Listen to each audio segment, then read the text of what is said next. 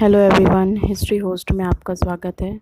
हमारा अब टॉपिक है सिंधु घाटी सभ्यता की विशेषताएं, जिसमें हम लोग फर्स्ट टॉपिक है नगर योजना या नगर नियोजन। इसके बारे में हम बात करेंगे। इसमें कई पॉइंट्स हैं। पहला है सड़कें। यहाँ पे जो सड़कें होती थी वो उत्तर से दक्षिण तथा पूरब से पश्चिम जो एक दूसरे को समकोण पर काटती हुई जाती थी। ये सड़कें बड़ी चौड़ी होती थीं। नगर की प्रमुख सड़कें 33 फीट तक चौड़ी पाई गई है, जिसमें गाड़ियाँ आसानी से आ जा सके।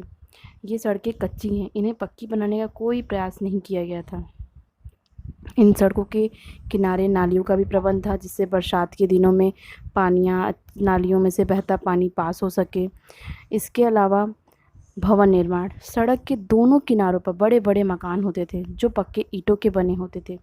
ये ईंट लकड़ी से पकाए जाते थे। अधिकांशतः मकान 2 तलों के बने होते थे, परंतु दीवारों की मोटाई से पता चलता है कि 2 से अधिक मंजिलों का मकान बनाए जाते थे। नीचे की मंजिल से ऊपर जाने के लिए सीढ़ियाँ होती थी। बड़े बड़े मकानों के दरवाजे बड़े चौड़े होते थे। कुछ मकानों के दरवाजे इतने चौड़े होते थे कि उनमें रथ तथा बैलगाड़ियाँ भी आ जा सके। मकान का मुख्य दरवाज़ा सड़क की ओर ही खुलता था। इनके घरों में रोशनदान, आंगन की ओर खिड़कियाँ गली की ओर खुली हुई होती थी।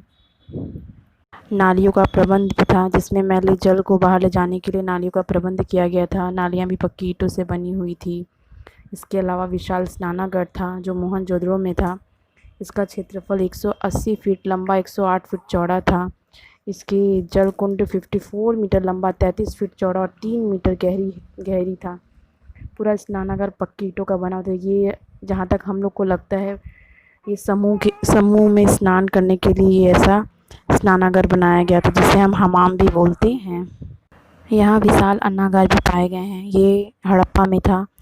इन्हें भी हड़प्पा दुर्ग के बाहर उत्तर की नदी की प्राचीन धारा के किनारे पाया गया था। अन्नागार की भित्तियाँ लगभग 9 फीट मोटी बनाई गई थी, ताकि उसमें सील या अन्य प्रकार की प्राकृतिक आपदा न लग सके।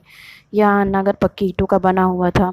इसमें दीवार पे गेहूँ जौ के दाने मिले हुए थे। साथ ही जिस तरीके का ये अन्नागार बना हुआ था, ठीक उसी तरीके से मोहनजोदड़ो और लोथर कालीबंगा में भी विशाल अन्नागार प्राप्त हुए थे।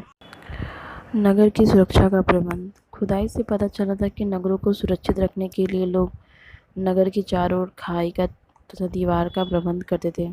ये चहाड़ दीवारी संभवतः दुर्ग का भी कार्य करती थी। अब हम बताएंगे सिंधु घाटी सभ्यता का सामाजिक जीवन। वहाँ पे भोजन में उन्होंने खुदाई में गेहूँ जौ बाजरा चावल खजूर नारियल आदि मिले थे, जिससे पता चलता था कि सिंधु घाटी के लोग खाते होंगे। खुदाई से अर्धजले हड्डियाँ छिलके भी मिले थे, जिससे यह अनुमान लगाया गया था कि ये लोग मांस मछली अंडे आदि का प्रयोग भी करते थे। भोजन में फलों तथा दूध दही का मुख्य स्थान था। वस्त्र तथा वेशभूषा। सिंधु घाटी के निवासी रेशमी तथा सूती दोनों प्रकार के वस्त्र पहनते थे। खुदाई में एक पुरुष की मूर्ति मिली, जिसमें वह कंधे पर शॉल डाले हैं। हड़प्पा की खुदाई से पता चलता है कि स्त्रियां विशेष प्रकार का वस्त्र पहनती थी, जो सिर से पीछे की ओर उठा रहता था। ऐसा अनुमान लगाया जाता था कि स्त्रियां और पुरुष के वस्त्र में कोई विशेष अंतर नहीं होता था।